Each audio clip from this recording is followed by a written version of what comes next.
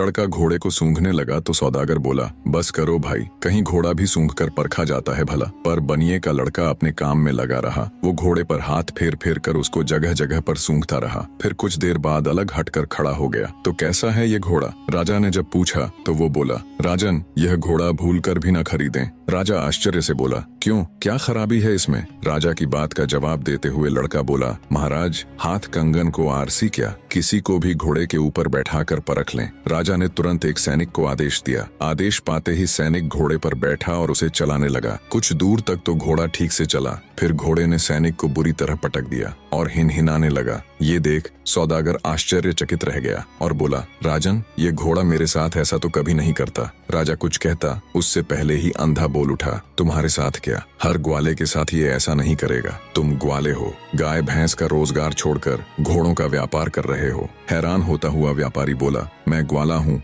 ये बात तुमको कैसे पता चली? अंधा बोला, यह घोड़ा तुम्हारे ही घर जन्मा है, इसके माँ बाप भी तुम्हारे पास ही थे। तुमने इस घोड़े को भैंस का दूध पिलाया है। इसकी महक लेते ही मैं समझ गया था, इसलिए मैंने महाराज को ये घोड़ा खरीदने से मना किया। सौदागर चकित रह गया। बनिए का अंधा लड़का एकदम सच कह रहा था। सौदागर ने हाथ जोड़कर राजा से क्षमा मांगी और चुपचाप अपने घोड़े को ले वहां से चला गया। सारा माजरा देख राजा उस बनिए के लड़के से बहुत प्रसन्न हुआ। उसने आदेश दिया, इसकी खुराक दुगुनी कर दी जाए और इसके रहने सहने का प्रबंध और अच्छे से कर दिया जाए। अब बनिए के तीनों लड़के बड़े ठाठ से राजा के यहाँ रहने लगे। एक दिन एक जौहरी राज दरबार में आया। उसने अनेकों प्रकार के हीरे जवाहरात राजा को दिखाने शुरू कर दिए। जौहरी के दिखाए कुछ हीरे राजा की बहुत पसंद आए। राजा ने तुरंत अपने सैनिकों को आदेश दिया कि बनिए के दूसरे लड़के को बुलाकर लाओ। बनिए का दूसरा अंधा लड़का आया। राजा ने उसे अपनी पसंद के हीरो को परखने के लिए कहा। वह लड़का टटोल कर परखने लगा। अधिक सुंदर दिखने वाले जवाहरात उसने अलग कर दिए